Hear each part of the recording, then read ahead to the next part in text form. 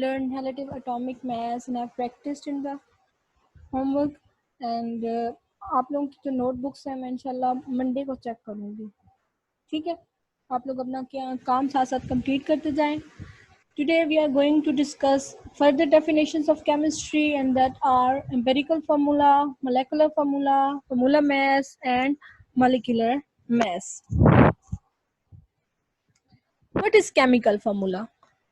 Chemical formula of a compound tells us which elements are present in it and the whole number ratios of their atoms. Chemical formula बेटा कोई भी चीज जब हम लोगों ने केमिस्ट्री में यूज करनी है ना, कोई एलिमेंट्स हमने यूज करने हैं तो हमने उनको सिंबॉलिकली यूज करना होता है, और वो जो सैम्बल्स होते हैं और उनकी जो अमाउंट्स होती है वो हम इकट्ठा करके लिखते हैं, तो हमारे पास एक केमिकल फॉर्मूला वजूद में आता है, ठीक है? अब वाटर था, वाटर हमें पता है केमिकल कंपाउंड है, तो वाटर को हमने थ्योरेटिकली भी तो शो करना था. उसको शो करने के लिए हमने क्या किया कि वाटर के अंदर कौन से एलिमेंट्स होते हैं, उन एलिमेंट्स के सैंपल लिखे. वाटर के अंदर दो एलिमेंट होते हैं, हाइड्रोजन एंड ऑक्सीजन. हाइड्रोजन का हमने सैंपल लिखा, जैसे आप एग्जांपल में देख सकते हैं, हाइड्रोजन का सैंपल होता है H एंड ऑक्सीजन का सैंपल होता है O. इसके बाद जब वाटर के अंदर फर्दर स्टडीज हुई और उसकी एनालिसिस हुए तो हमने देखा कि वाटर के अंदर 2 हाइड्रोजन के एटम्स होते हैं और 1 ऑक्सीजन का एटम होता है. तो उसको शो करने के लिए हमने फॉर्मूला को मॉडिफाई किया और क्या बना दिया, H2O. Same is a case with CO2. CO2 stands for carbon dioxide. ये जो है हमारे आसपास हमारे एटमॉस्फेयर के अंदर 0.03% प्रेजेंट होती है कार्बन डाइऑक्साइड, तो इसका क्या फॉर्मूला है, CO2. ठीक है, ये होता है बेटा केमिकल फार्मूला. क्या होता है केमिकल फार्मूला? केमिकल फार्मूला हमें क्या इन्फॉर्मेशन देता है, ये हमें बताता है कि एक कंपाउंड है जो हमारे पास, उसके अंदर कौन से एलिमेंट्स प्रेजेंट है, और फिर दूसरी इन्फॉर्मेशन क्या देता है कि वो एलिमेंट्स कितनी अमाउंट में प्रेजेंट है, ठीक है? अब केमिकल फार्मूला फर्दर डिवाइडेड है 2 टाइप्स में, एक है molecular formula and second one is empirical formula. We will discuss it one by one. बेटा first we will discuss about empirical formulas. Empirical formulas of a compound is a formula with the smallest whole number more ratio of the elements. Empirical formula बेटा क्या होती है, smallest number whole number ratio होती है. इसमें हम क्या करते हैं, हमने एलिमेंट्स के अंदर, एक कंपाउंड के अंदर टोटल जितने एलिमेंट प्रेजेंट है वो नहीं लिखने होते, हम उसकी रेशियो को सिंप्लीफाई कर देते हैं, और जो सिंपलेस्ट रेशियो होती है उसके लिए हम क्या वर्ड यूज करते हैं, एम्पेरिकल फॉर्मूला. ये आपको फर्दर मैं एग्जांपल्स दिखाती हूँ तो आप लोगों को अच्छे समझ आ जाएगा. The empirical formula might or might not be same as the actual molecular formula. बेटा molecular formula और empirical formula दो डिफरेंट चीजें हैं, ठीक है? कभी कभार ऐसा होता है कि molecular formula और empirical formula सेम भी होते हैं, लेकिन मोस्टली ऐसा नहीं होता. लेकिन जो आयोनिक कंपाउंड, थर्ड पॉइंट आप देखें कि जो आयोनिक कंपाउंड्स होते हैं उनका जो मोलेकुलर फार्मूला होता है वही उनका एम्पिरिकल फार्मूला होता है. ये आप फर्दर एग्जांपल्स देखते हैं तो आपको समझ आ जाएगी. बेटा आपके सामने एक टेबल आ गया.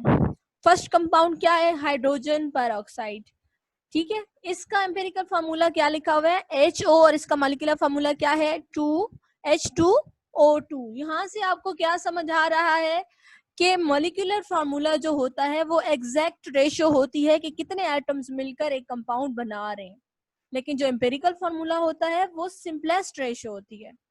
H2O2 जो है आपके पास मॉलिक्यूलर फार्मूला है, इसका ये होल नंबर रेशियो है, और ये बता रही है हमें कि 2 हाइड्रोजन के एटम प्रेजेंट है और 2 जो है ऑक्सीजन के एटम्स प्रेजेंट होते हैं हाइड्रोजन परऑक्साइड में.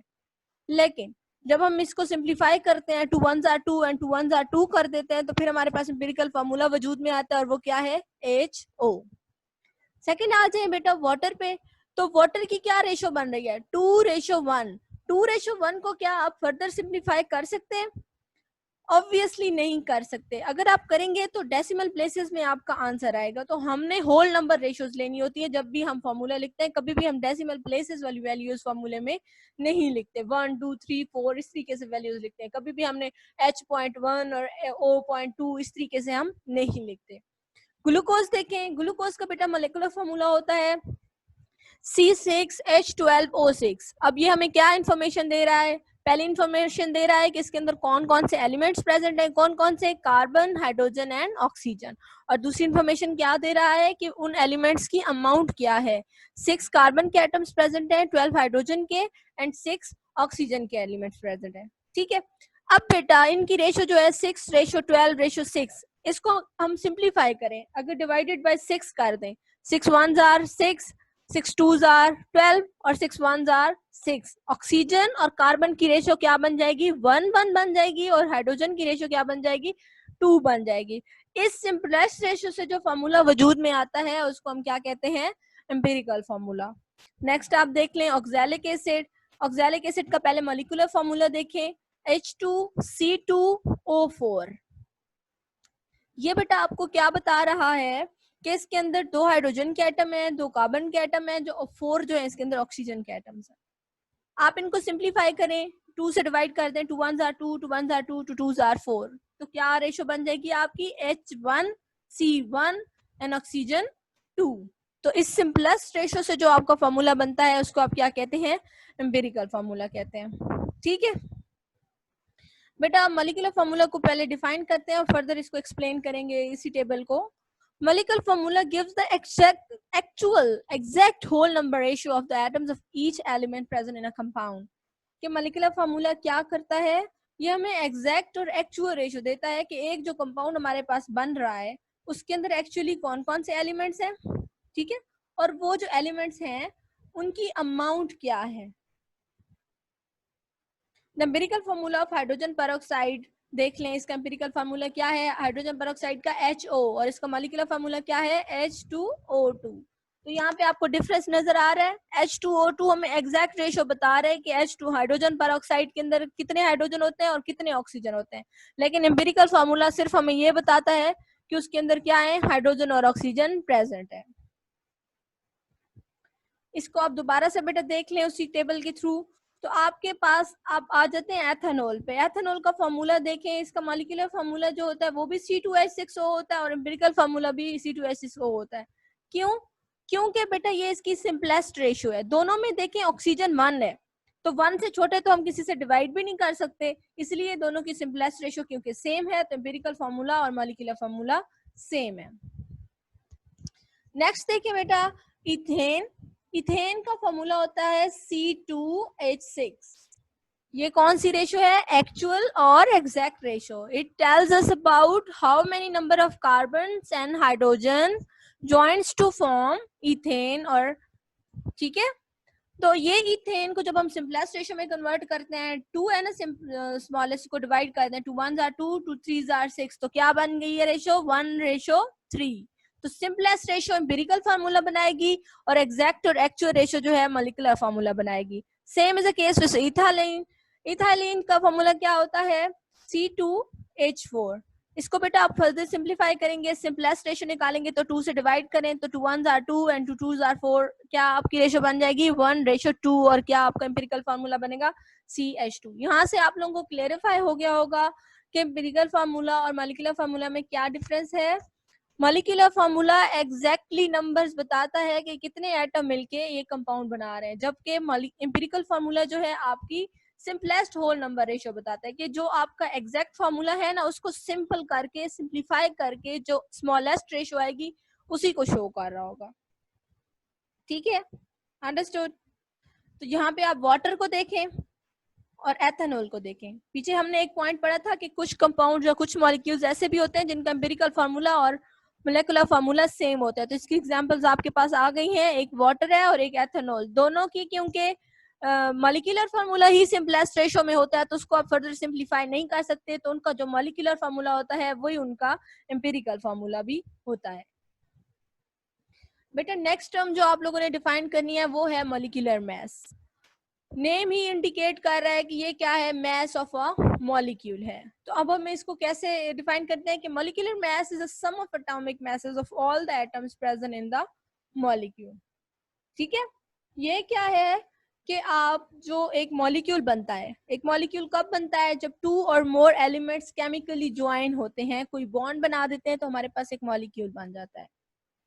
ठीक है, उस मॉलिक्यूल के अंदर बहुत सारे एटम्स होते हैं, बहुत सारे एलिमेंट्स होते हैं, हर एलिमेंट का डिफरेंट एटॉमिक मास होता है जो आप प्रीवियस टॉपिक में पढ़ चुके हैं। तो मॉलिक्यूलर मास हम लोगों ने कैसे कैलकुलेट करना होता है कि हमने उन सारे एलिमेंट जो एक मॉलिक्यूल के अंदर प्रेजेंट हैं उनके मैसेज का सम कर लेना होता है। The term molecular mass is used for molecular compounds. ये किन के लिए यूज होती है? मॉलिक्यूलर कंपाउंड्स के लिए ये टर्म यूज होती है। आप इसको जरा कैलकुलेट करने का तरीका देख लें कि आप इसको कैसे फाइंड आउट करते हैं। कैसे डिफाइन किया है आपने कि एक कंपाउंड के अंदर जितने सारे एलिमेंट्स हैं उन सारों के मैसेज को सम कर लेते हैं। ठीक है, अब वाटर के अंदर कौन से एलिमेंट है? एक हाइड्रोजन है और एक ऑक्सीजन है। हाइड्रोजन का मैस क्या होता है? 1, और क्योंकि हाइड्रोजन 2 प्रेजेंट है, 2 हाइड्रोजन एटम्स हैं, तो हम 1 को मल्टीप्लाई कर देते हैं 2 के साथ और सम कर लेते हैं। ऑक्सीजन का मैस होता है 16, तो टोटल जो है हमारे सम के रिजल्ट में क्या आंसर आएगा? 18। इस तरीके से बेटा आप लोग मॉलिक्यूलर मास फाइंड आउट कर सकते हैं। अब जल्दी जल्दी से रिवाइज कर लेते हैं। मॉलिक्यूलर मास क्या होता है? मॉलिक्यूल के अंदर जितने एटम्स होते हैं उन सारों के मासेस का सम कर लेने से जो हमारे पास वैल्यू आती है वो मॉलिक्यूलर मास होता है। और इसको कैलकुलेट करने का सिंपली तरीका क्या होता है कि आपका जो मॉलिक्यूलर फार्मूला है उसके अंदर जितने एलिमेंट्स गिवन है, जितनी अमाउंट्स गिवन है, उन सारों का आप सम कर लें, उनके एटॉमिक मासेस का आप सम निकाल लें, तो आपके पास मॉलिक्यूलर मास कैलकुलेट हो जाएगा। बेटा नेक्स्ट आप लोगों ने जो पढ़ना है दैट इज फार्मूला मास। अब मॉलिक्यूलर मास और फार्मूला मास में सिर्फ इतना सा डिफरेंस है कि मॉलिक्यूलर मास जो है मॉलिक्यूल्स के लिए यूज होता है और फार्मूला मास जो है ये आयनिक कंपाउंड के लिए यूज होता है। बाकी दोनों को कैलकुलेट करने का तरीका बिल्कुल सेम है। वो भी sum of atomic masses of all the elements present in a molecule होता है और ये भी sum of atomic masses of all the elements present in an ionic compound. ठीक है, डिफरेंस कहाँ पे आया? फार्मूला मास आयनिक कंपाउंड्स के लिए है और मॉलिक्यूलर मास सारे मॉलिक्यूलर कंपाउंड्स के लिए।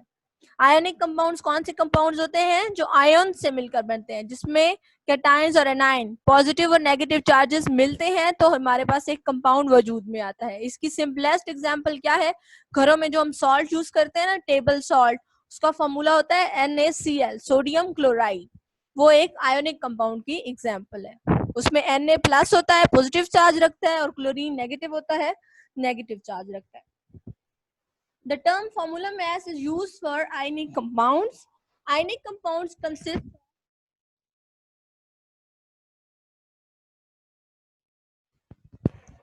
The term formula mass is used for ionic compounds. Ionic compounds consist of arrays of oppositely charged ions rather than separate molecules. कि जो formula mass है वो ionic compound के लिए यूज होता है और जो आयनिक कंपाउंड होते हैं उनकी ये प्रॉपर्टी है कि वो मॉलिक्यूल्स की तरह सेपरेटली नहीं रह सकते, वो हमेशा ज्वाइंट फॉर्म में, एक क्रिस्टल्स की फॉर्म में रहते हैं। एग्जाम्पल्स ऑफ फार्मूला मास में आप देख लें कैसे आप NaCl, अभी मैंने एग्जाम्पल दिया, ये क्या है? टेबल सॉल्ट है जो हम घरों में नमक यूज करते हैं। NaCl is chemically called as sodium chloride. Formula mass of NaCl आपने फाइंड आउट करना है। एक, क्योंकि आपके पास Na है ना, Na सोडियम है, इसका मास होता है 23, और क्लोरीन जो है, क्लोरीन का मास होता है 35.5, जैसे आपने रिलेटिव एटॉमिक मास वाले प्रीवियस टॉपिक में कैलकुलेट किया था ना, तो क्लोरीन का मास कितना होता है? 35.5। आपने सिंपली ऐड कर देना है 35.5 और 23 को, तो आपके पास मास आ जाएगा एंड दैट इज 58.5 AMU।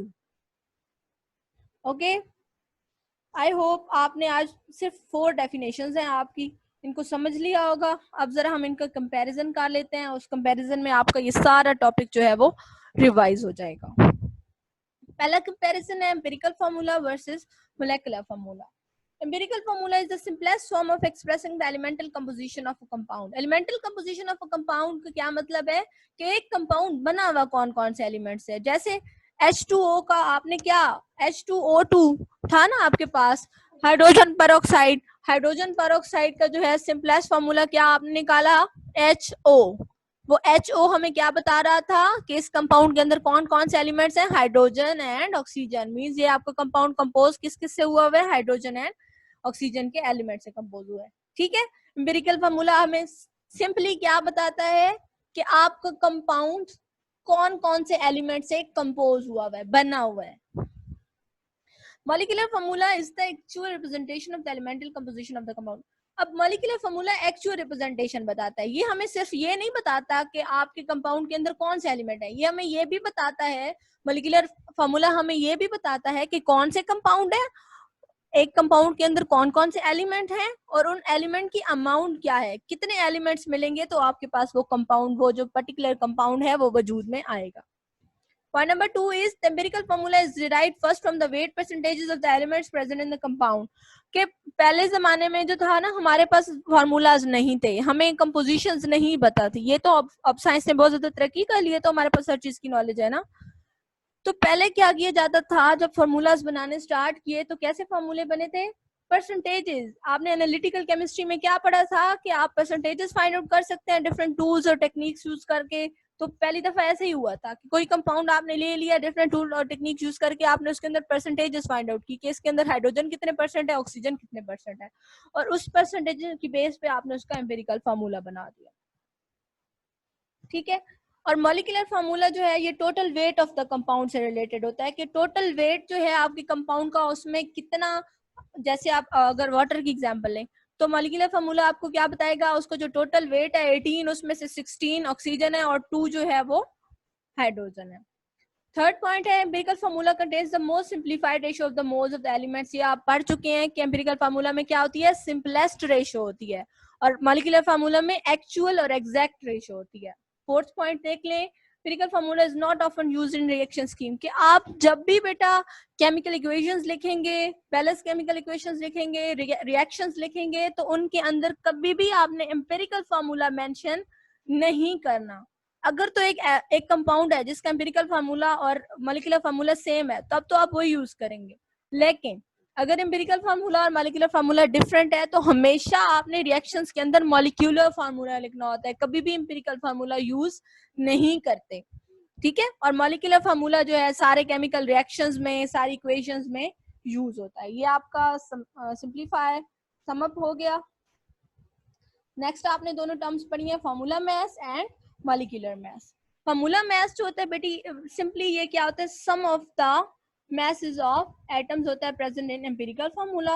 और मॉलिक्यूलर मास क्या होता है, mass of molecule is the mass of mole of the that molecule. इस बेटा मोल से अब कंफ्यूज नहीं होना, वो नेक्स्ट टर्म है जो आप इंशाल्लाह स्टडी करेंगे कल। फॉर्मूला मास क्या होता है, sum of masses of atom होता है।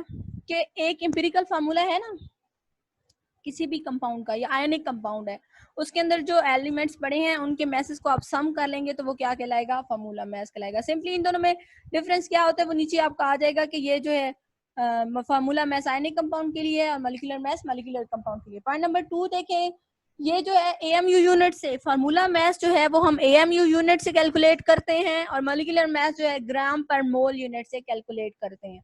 ठीक है। थर्ड पॉइंट है calculated using empirical formula. Formula mass जो है एम्पिरिकल फार्मूला मैस यूज करके हम इसको फाइंड आउट करते हैं। आपने पीछे एक लाइन पढ़ी है कि सारे आयनिक कंपाउंड्स जो हैं वो एम्पिरिकल फार्मूलाज की फॉर्म में होते हैं। ठीक है। तो अब फार्मूला मैस किससे रिलेटेड होता है, आयनिक कंपाउंड से रिलेटेड होता है ना, तो इसीलिए आयनिक कंपाउंड्स क्योंकि खुद ही एम्पिरिकल फार्मूले की फॉर्म में होते हैं तो उनका जो मैस हम फाइंड आउट करते हैं उनकी उसी एम्पिरिकल फार्मूला से फाइंड आउट करते हैं। Calculated using the molecular formula, के जो मॉलिक्यूलर मैसेज होते हैं वो मॉलिक्यूलर फार्मूला से हम कैलकुलेट करते हैं। मे और may not give the exact mass of the molecule, formula mass में समटाइम्स मिस्टेक्स आ जाती हैं, और जो मॉलिक्यूलर मैस होता है always give the exact mass of a mole of a molecule, कि ये हमेशा हमें एग्जैक्ट वैल्यू देता है क्योंकि हमें मॉलिक्यूलर मैस हम मॉलिक्यूलर फार्मूला से कैलकुलेट करते हैं तो उसके अंदर एग्जैक्ट रेशियोज होती हैं, तो वहाँ पे हमें प्रॉब्लम नहीं होती। बेटा यहाँ पे आपका आपका टॉपिक जो है आज का एंड हो जाता है। आज आपने बेसिक 4 डेफिनेशंस पढ़ी हैं, उनको कैलकुलेट करने का तरीका पढ़ा है, उनको डिफरेंशिएट किया है। अब बेटा आ जाते हैं आपके होमवर्क पे। आपके बेटा बुक के ऊपर सेल्फ असेसमेंट 1.3 एंड 1.4 है। उस 1.3 जो है वो रिलेटेड है एम्पिरिकल फार्मूलाज कैलकुलेट करने हैं उसके अंदर। ठीक है, फाइंड आउट करने हैं आपको, फार्मूलाज गिवन है मॉलिक्यूलर फार्मूलाज, वहां से आपने एम्पिरिकल फार्मूलाज फाइंड आउट करने हैं। और जो असेसमेंट 1.4 है वो रिलेटेड है मॉलिक्यूलर मैस कैलकुलेट करने से। वहां पे आपको मैसेज गिवन है, आपने सिंपली सम कर लेना है और ये मैंने आप लोगों का काम चेक करना है। ठीक है, यहाँ पे हम लोगों का लेसन एंड हो जाता है। Thank you so much, have a nice day.